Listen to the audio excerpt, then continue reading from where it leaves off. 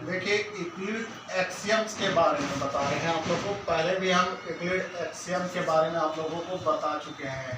Axiom का मतलब क्या होता है भैया? अभिगृहित के बारे में हम लोगों ने पढ़ा था। क्या पढ़ा था? अभिगृहित के बारे में पढ़ा था। तो पहला अभिगृहित क्या बताता है? पहला अभिगृहित ये बताता है कि अगर सपोज कीजिए कि x है, x y के बराबर है, x जो है क्या है? y के बराबर है, और z भी किसके बराबर है? y के बराबर है। तो इसका मतलब हो गया कि x जो होगा वो z के बराबर होगा। यही ना है कि x अगर y के बराबर है और z y के बराबर है, तो x जो होगा वो किसके बराबर होगा? z के बराबर होगा। इसको अगर हमको भाषा में अगर लिखना होगा तो कैसे? भाषा में अगर लिखना होगा तो हम कैसे लिखेंगे? कहेंगे वे वस्तुएं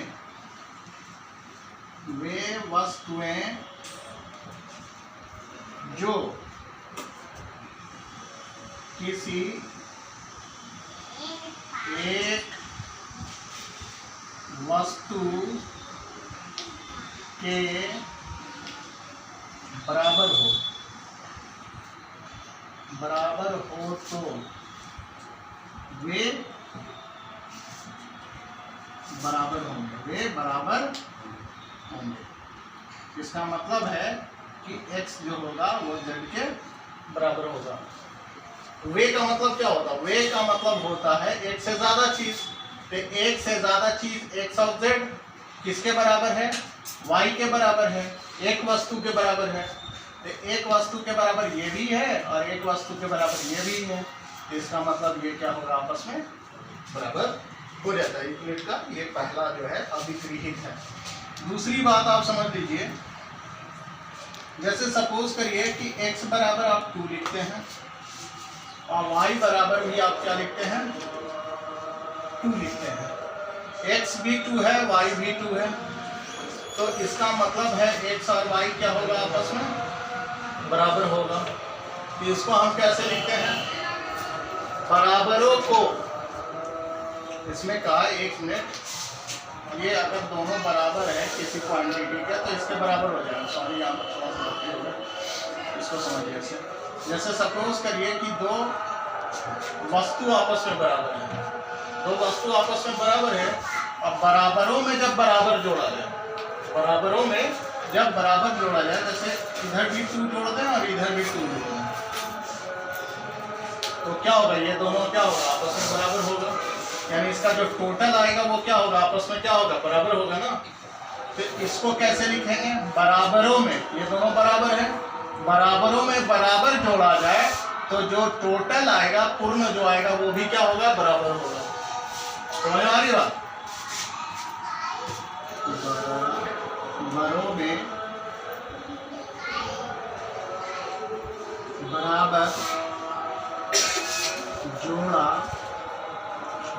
जाए तो पूर्ण बराबर होगा। क्या होगा? पूर्ण। समझ में क्या होगा? तीसरा क्या कहता है? तीसरा आप समझ लीजिए, बराबरों में, ये दोनों बराबर है, बराबरों में अगर बराबर घटाया जाए, बराबरों में अगर बराबर घटाया जाए, जैसे सपोज करिए आपके पास 10 रुपया है और 10 रुपया में 2 रुपया घटाएगा तो 8 आएगा। इसके पास भी 10 रुपया है और 2 घटाएंगे तो 8 आएगा। यानी कि दोनों क्या होगा? बराबर। यानी जो शेष बचेगा ना उसको क्या कहेंगे? तो बराबर होगा। यानी बराबरों में बराबर घटाया जाए तो शेष जो होगा वो क्या होगा? बराबर होगा। क्या लिखेंगे इसमें? बराबरों में बराबर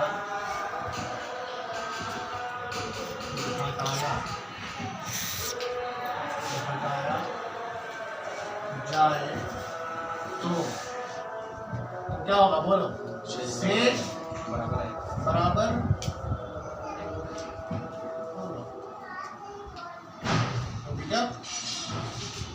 अब देखिए चौथा क्या कहता है? चौथा कहता है कि कोई क्वांटिटीज डबल, कोई क्वांटिटीज जो है आपस में बराबर है, एक्स वाई बराबर है, एक्स वाई बराबर है, तो इसको अगर दुगना कर दिया जाए तो भी ये क्या हो जाएगा, आपस में बराबर हो जाएगा। यानी बराबरों को दुगना करने पर वो आपस में बराबर होते हैं। बराबरों को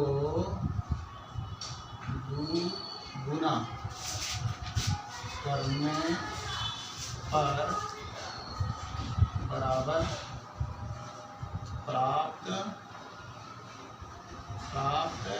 होता है। ये 4 पॉइंट हो गया। 5वां पॉइंट देख लीजिए। 5वां पॉइंट क्या कहता है कि दो वस्तु अगर आपस में बराबर है, दो वस्तु जब आपस में बराबर है, जैसे हम जब कुछ सामान खरीदने जाते हैं तो एक तरफ बटखरा चढ़ाते हैं और उतना ही क्या चढ़ाते हैं, वस्तु को चढ़ाते हैं। जैसे सपोज करो 1 किलो का अगर चीनी आप खरीदे, जो बोलेगा 1 किलो चीनी, तो इधर चीनी बराबर कितना, उतना ही चीनी का भी अमाउंट होगा, 1 किलो चीनी का अमाउंट होगा, तब ना ये दोनों वस्तु बराबर हुआ।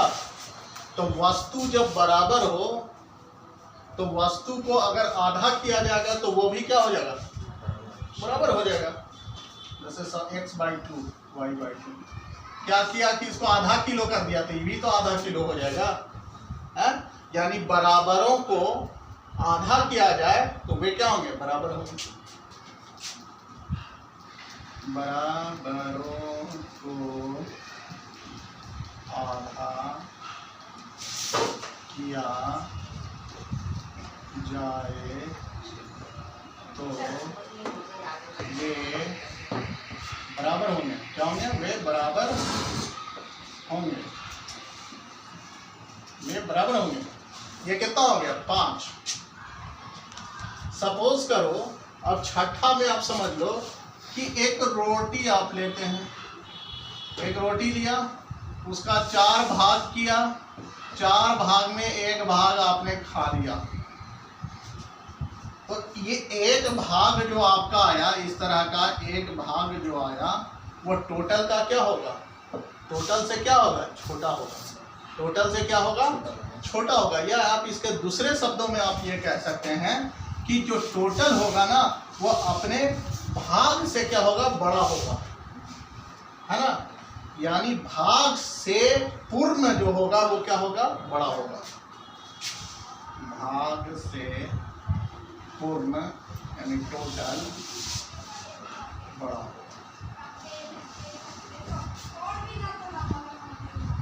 सातवां पॉइंट है संपाति। किसको कहते हैं, संपाति। संपाति का शाब्दिक अर्थ होता है ढक लेना। क्या होता है, ढक लेना। जैसे सपोज करो इसको ऐसे रखें, इस पर एकदम कैमरा ऑन रखो, जैसे इसको ऐसे रखें तो ई वाला उंगली, ई वाला उंगली, ई वाला उंगली सब जो है कि ढक लिया। अगर कोई सामने से आदमी आएगा तो क्या बोलेगा, आगे वाला देखेगा ना, हाथ मेरा देखेगा, पीछे वाला तो नजर नहीं आया। तो इसको क्या कहते हैं, संपाति। कब हो, अगर कोई वस्तु अगर संपाति है तो इसका मतलब ये दोनों आपस में क्या है, बराबर है, तभी ना ढका।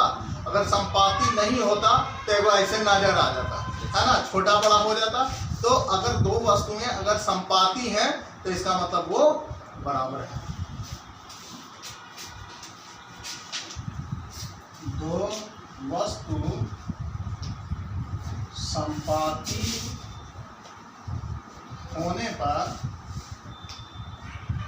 बराबर होती है, बराबर होती। ये सातों जो है वो क्या है, यूक्लिड का अभिग्रित है। आपको समझ में आ गया होगा, एक बार एकदम खुलेआम सुन लीजिए। क्या सुनना है भैया कि अगर वे वस्तुएं अगर किसी एक वस्तु के बराबर होंगी तो वे दोनों वस्तु आपस में क्या होंगी, बराबर होंगी। दूसरा है कि बराबरों में बराबर अगर जोड़ा जाएगा तो पूर्ण बराबर होगा। बराबरों में बराबर घटाया जाएगा तो शेष क्या होगा, बराबर होगा। बराबरों में अगर उसको दुगना कर दिया जाए तो वो आपस में बराबर होगा। बराबरों में अगर आधा कर दिया जाए तो वो क्या होगा, आपस में बराबर होगा। भाग हमेशा क्या होता है, पूर्ण से छोटा होता है, या पूर्ण भाग से क्या होता है, बड़ा होता है। संपाती का क्या मतलब होता है? ढक लेना, है ना। अगर दो वस्तुएं संपाती हैं इसका मतलब क्या हो गया? वे एक दूसरे के बराबर हैं।